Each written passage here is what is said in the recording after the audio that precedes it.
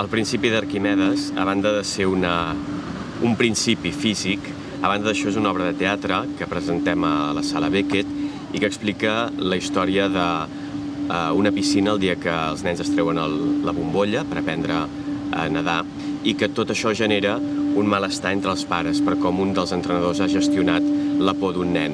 Resulta que el problema base és que aquest entrenador ha fet un petó al nen i l'ha abraçat i això doncs comença a generar interrogants, dubtes i pors. És una obra sobretot que no parla de la pedofília sinó que parla de les pors contemporànies i el que intenta analitzar les relacions entre educadors, entre pares, amb els nens i també quina és la naturalesa d'aquest petó. Era un petó innocent o era un petó amb uns altres finalitats, per dir-ho d'alguna manera. Héctor, els nens em diuen Gollum i m'enfonsen. Jo vaig començar a escriure el text, devien ser a finals de març del 2011. Jo estava a punt d'estrenar al Teatre Nacional el projecte T6. Faltava pocs dies i normalment quan acabo una cosa sempre ja m'entren ganes de començar a escriure una altra i tenia ganes d'escriure una obra sobre les pors contemporànies, sobre els prejudicis, sobre les relacions humanes, com s'han modificat, perquè aquesta obra en 15 anys enrere no tindria cap sentit, però en canvi a dia d'avui sí que s'ha modificat la relació entre els adults, els nens i els educadors.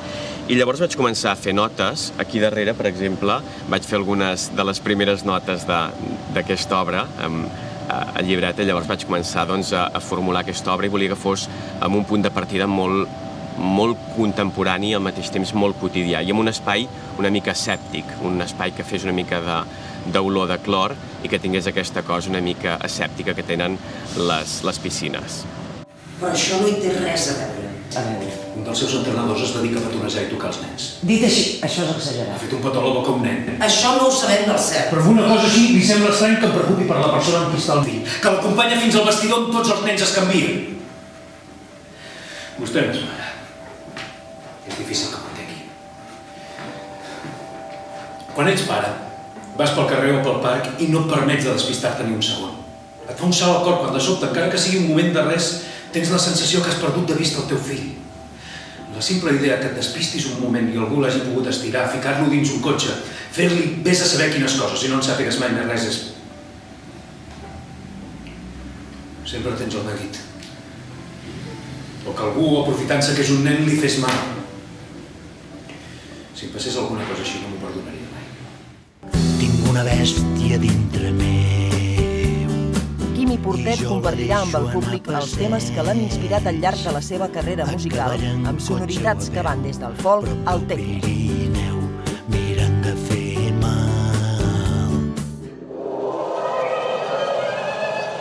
La novel·la del rus Mikhail Bulgakov queda transfigurada en imatge i moviment en aquesta posada en escena, on 16 intèrprets duran a l'escenari aquest text fascinant carregat de poesia.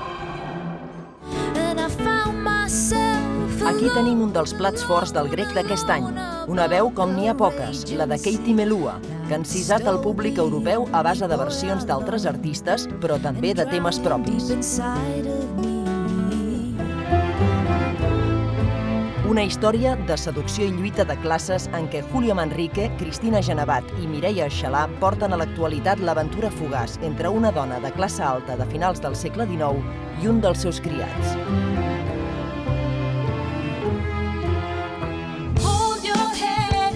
Esperanza Spalding interpretarà cançons del seu darrer treball, Radio Music Society, amb lletres intenses que parlen des de l'amistat fins a les injustícies del poder judicial.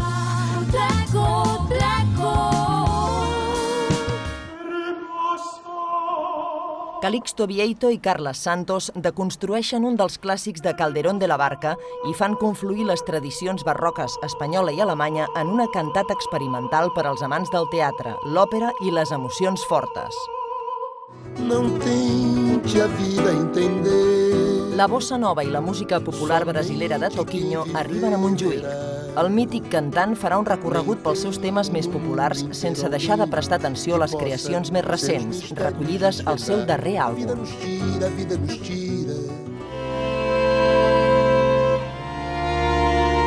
A Popea hi trobarem sexe, engany, traïcions i assassinat. un espectacle de dansa contemporània carregat d'elements cinematogràfics inspirat en una òpera de Monteverdi.